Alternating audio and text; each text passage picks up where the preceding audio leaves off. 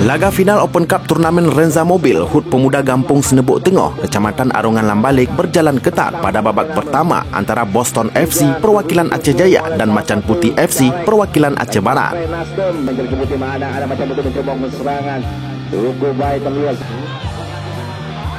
Permainan apik dipertontonkan dari kedua kesebelasan yang diperkuat pemain-pemain handal jeblosan Liga 3. Sorak-sorak dukungan dari masing-masing supporter pun terlihat sangat antusias menyaksikan berlangsungnya pertandingan.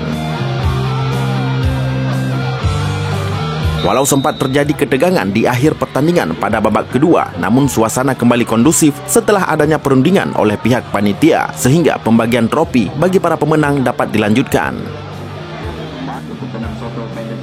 Ketegangan terjadi setelah Boston FC dapat dikalahkan dengan skor 2-1 dari Macan Putih FC. Namun di akhir laga, supporter dari Boston FC menilai pertandingan diakhiri oleh sang wasit tanpa adanya pemberitahuan penambahan waktu. Namun setelah perundingan selesai dilakukan, akhirnya Macan Putih FC maju sebagai pemenang pada Open Turnamen Piala Renza Mobil pada HUT Pemuda Gampung Senebuk Tengah tahun 2024. Kita gelar acara turnamen Renza Mobil Cup yang diikuti oleh 32 klub sepantai barat selatan.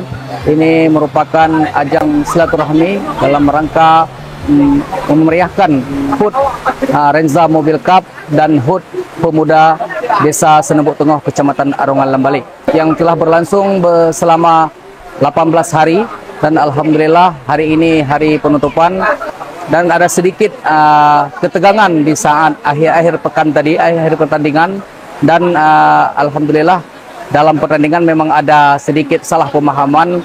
Jadi sudah kami coba untuk meminimalisirkan sehingga ketegangan tersebut tadi sudah kami tangani, dan acara pertandingan Renza Mobil Cup alhamdulillah berjalan dengan lancar dan sukses. Diharapkan dengan adanya turnamen-turnamen serupa dapat melatih dan mencari serta memotivasi bibit-bibit unggul agar perkembangan olahraga di Kabupaten Aceh Barat dapat berkembang serta menjadikan satu wadah merajut silaturahmi antar klub maupun sesama pemain.